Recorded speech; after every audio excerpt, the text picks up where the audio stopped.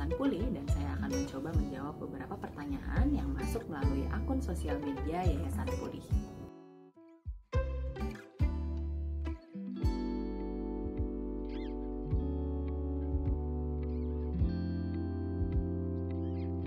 Insecure adalah perasaan tidak cukup baik, tidak mampu, serta kecemasan yang membuat seseorang merasa tidak aman. Sebenarnya, perasaan tidak aman atau insecure adalah hal yang sangat manusiawi dan bisa saja dialami oleh setiap orang.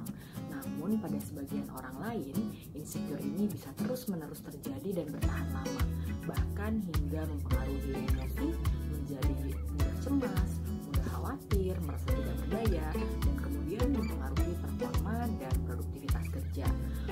Sebenarnya kita harus memahami dulu bahwa insecure ini dipengaruhi oleh berbagai macam hal. Yang pertama, riwayat pengasuhan terdahulu, bisa juga dari kritikan-kritikan atau komentar-komentar yang sering ditujukan kepada kita, kemudian mungkin dibanding-bandingkan dengan orang lain, dan sangat mungkin juga dipengaruhi oleh ekspektasi terhadap diri kita sendiri. Untuk bisa mengelola insecure, maka ada beberapa hal yang harus kita lakukan terlebih dahulu. Yang pertama, pahami apa penyebab munculnya insecure dalam diri kita. Apakah karena pengalaman masa lalu, apakah karena kritikan-kritikan dari lingkungan, atau mungkin karena ekspektasi kita yang terlalu tinggi terhadap diri sendiri. Yang kedua, pahami diri sendiri. Pahami apa yang menjadi kelebihan dan kekurangan kita.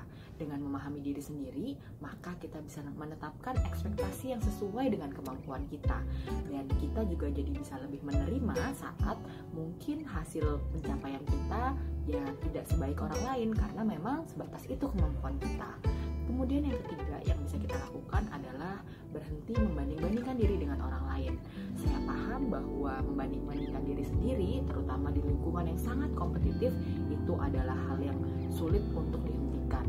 Namun, kalau kita sudah memahami diri kita sendiri, kita paham bahwa kemampuan kita sebatas ini, maka akan lebih mudah juga bagi kita untuk menerima diri sendiri dan berhenti membanding-bandingkan dengan orang lain.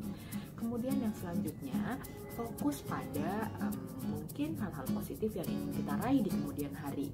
Sekali lagi, dengan memahami diri kita tahu apa nih dari dalam diri kita yang mau diimprove, apa yang masih bisa ditingkatkan, dan kita bisa fokus dalam pengembangan diri kita sendiri tanpa harus berfokus kepada orang lain.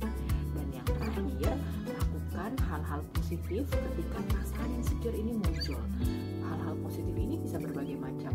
Mungkin kita bisa mendiskusikan hal itu dengan teman kita bisa melakukan aktivitas-aktivitas menenangkan pikiran, melakukan grounding, melakukan mindfulness activities, dan mungkin aktivitas olahraga yang tentunya membuat pikiran-pikiran dan perasaan insecure ini jadi lebih teralih. Mungkin itu dari saya.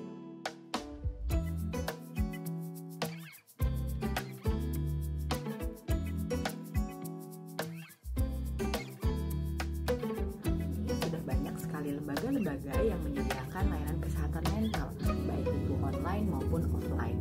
Nah, salah satu lembaga pemerintah yang juga menyediakan layanan kesehatan mental adalah Puskesmas. Di DKI Jakarta terdapat beberapa puskesmas yang sudah memiliki psikolog dan bisa memberikan layanan kesehatan mental. Namun, kita harus cek terlebih dahulu apakah puskesmas di dekat rumah kita memang sudah memiliki psikolog dan menyediakan layanan kesehatan mental atau belum.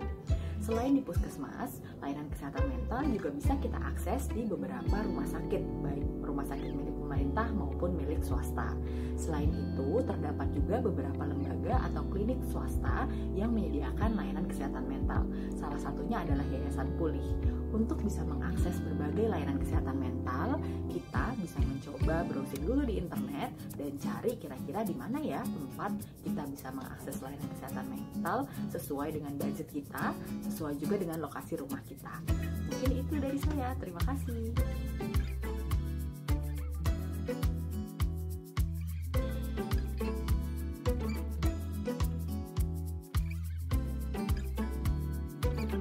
Dalam bekerja adalah salah satu hal yang banyak ditemui oleh pekerja selama situasi pandemi.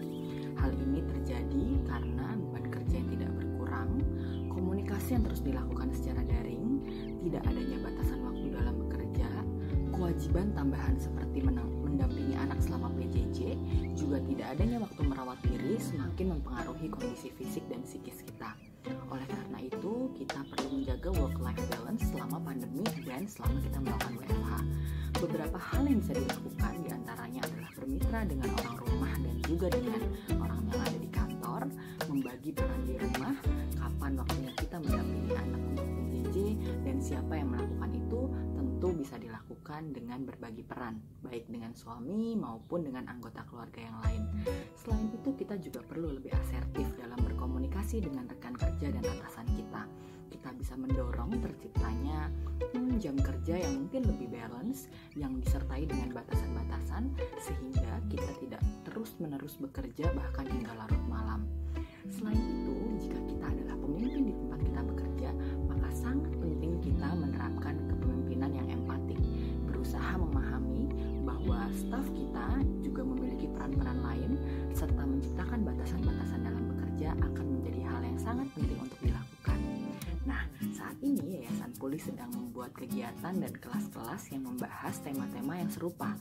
Jika teman-teman semua ingin tahu lebih lanjut, terus pantau sosial media Yayasan Pulih dan boleh nanya ke Mimin yang ada di sosial media Pulih juga.